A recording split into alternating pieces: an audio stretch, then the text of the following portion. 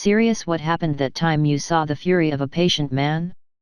For more infotainment, subscribe to our channel and press the bell icon to get new video updates. Thanks for watching. My grandfather is a nice, funny, flirty guy. Was an exec at a manufacturing business after being the third employee. Everyone gets along with him, and he was fairly well off in my small town. One day my cousin and I are helping him with some work, and we go to the store. There is a lot of poverty in my hometown and one of the poorer families was at the store.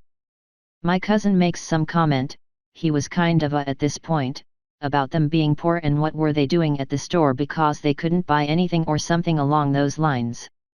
My nice grandfather grabs him and slams him against a wall and says, "Nothing in your life makes you better than them. Right now, I'd rather have them buy me than you." He then makes my cousin go apologize and my grandfather announces my cousin will pay for whatever they're getting. He makes my cousin work off the expenses for him to prove a lesson, and now that cousin is a stand-up social worker specializing in poverty, abuse, and rehabilitation. Only time I have ever seen my grandfather be aggressive. Me and a few of my friends used to frequent a pub in my hometown. It was a small place in the town center, a traditional English pub, complete with attractive barmaid and consistent regulars, us included. Every time we were in there, a guy would be sat at the bar, on his own, with a half of bitter. He'd occasionally join the banter, but was never loud or drunk. He was a nice bloke, always said hello and smiled. We knew him only as Ray. Now Ray was about 60, but fit, not big, just a normal-looking guy, a few forearm tattoos, pretty standard for the north of England in the 90s. One Saturday afternoon, me and 4 of my friends were having our usual couple of drinks. As it was Saturday, there was a football match on.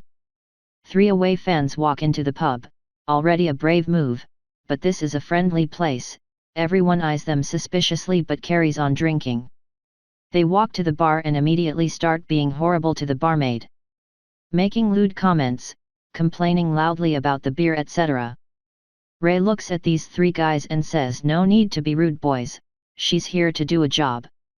Cue a stream of verbal abuse from the away fans, "Shut the up, granddad, what you gonna do about it?" etc. The regulars are having none of this. Everyone, me included, stands up and stares at these idiots. Ray turns to everyone and just says, "Sit down, lads, I'll deal with this." Turns to the away fans, "You 3, outside, now." These 3 guys, obviously there for a fight anyway, are all, "Come on then, granddad, let's go."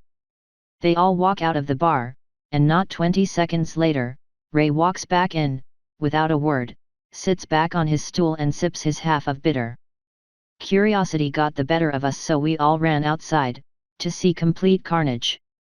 2 guys out cold on the pavement, one on his backside with blood pouring out of his nose. It turns out that Ray was ex-SAS. And the barmaid was his daughter. Working in an auto parts warehouse, one of our managers was a very quiet, collected person. One particular day some of the orders were wrong and the ordering system was malfunctioning. He calmly goes out back, starts up a forklift and rams it full speed at a huge stack of wood pallets. He must have thrown it in reverse and repeated this about a dozen times, raising and lowering the forks appropriately. Everyone stopped working to watch as every last pallet was destroyed. When there was only a pile of wood scraps left, he turned off the lift and calmly walked back in and continued working as if nothing happened. Gym class in high school. The quiet nerdy kid kept getting picked on during dodgeball. One jerk kept hitting him with balls even when he was already out. The quiet kid wasn't tiny, he was about average sized, maybe a little taller than average. He eventually lost his temper, ran across the court, and literally delivered a double-handed choke slam to the jerk. Being a bunch of teenage boys, we all lost our cheering for him. He got suspended for 3 days, but it was reduced to 1 day in school after a bunch of us went to principal and explained the circumstances. Good on y'all for backing him up. Too many times schools focusing on the outcomes and punish that blindly. What resolve does a kid like that have? Tell the principal hey he was pestering me during dodgeball by throwing the ball repeatedly to me? Yeah, I agree violence is not the answer, but in this circumstance it was his only option. I was in school. Not as badly as most, but it still happened. There was 2 cases that come to mind. The judo champion of our school was one of the biggest culprits for picking on me. One time we were heading up the stairs to our French class on the top floor. He grabs me in a bear hug from behind, locking my arms to my side. The only course of action left to me was to throw my head back, cracking him on the bridge of the nose. Another time, he put a plastic bag over my head, a thin one. I think it mostly ripped just by him trying to force it onto my unwilling head. It was only after I pushed him into the corner of a table that he stopped. In both cases, violence was the only option open to me. And in both cases it prevented that situation from happening again.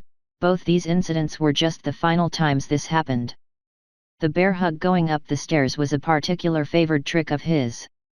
Had spoken to teachers about him, and others, before, but it was just blown off. I guess because the biggest in my year were most of the prefects, with the head boy being the ringleader, but because it was all their word against mine. When I was in high school, an upperclassman at my all-male student Catholic school followed a female teacher into the bathroom and tried to her. She screamed initially before he pulled a knife on her. The gentlest, most caring, socially awkward Latin teacher heard the scream and rushed from his classroom straight into the women's restroom.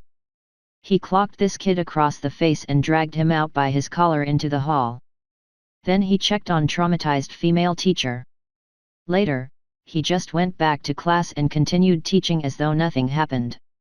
Dude knows 7 languages, has never dated anyone, and is a brilliant, always calm, man. People gained a lot of respect for him after that day. He's still really weird though. That's awesome of the teacher, but I'm just really disturbed that this dude tried to his teacher in the bathroom. What the is wrong with some people? He deserved worse than a punch in the face, in my opinion. My grandfather was a man who rarely talked and never rushed. He once had a completely silent argument with my so, they slammed the back door at each other until they broke the window in it. That said, he was a steel worker for a moving company on the weekends. He was short but built like a brick house. When I was very young I don't remember what led up to it, but I remember my father making my grandmother cry. Then I remember my grandfather charging in like a, grabbing my father and pitching him across the house. My dad made the good decision and bolted as soon as he got up. That was the one and only time I saw my grandpa lose his temper. I'm 6 feet 4 inches, and when you're significantly taller than most, you see things. Nobody will pick a fight with me because I'm big, but I'd lose every hypothetical fight because I'm not possessed of a killer instinct or any rudimentary athleticism. Guys who work at work are the ones you should avoid. Steel worker who is a mover on weekends is near the top of that list. I don't remember the specifics, but if you spend a lot of time in that kind of work, it's how you get to be strongest pound for pound. If you're lucky, this worker will look wiry and have a visible arm vein to let you know he built an oxygen superhighway to that region. Often, they look like accountants. You just never know. Grandpa looked lit. He was a bit overweight. Yet I watched him work in the yard, slinging cement blocks like nothing into his 70s. Then Gram made him retire. He went from built to an old man physique in about 6 months. Twice in 20 years I've seen the fury of my very patient, docile and kind stepdad.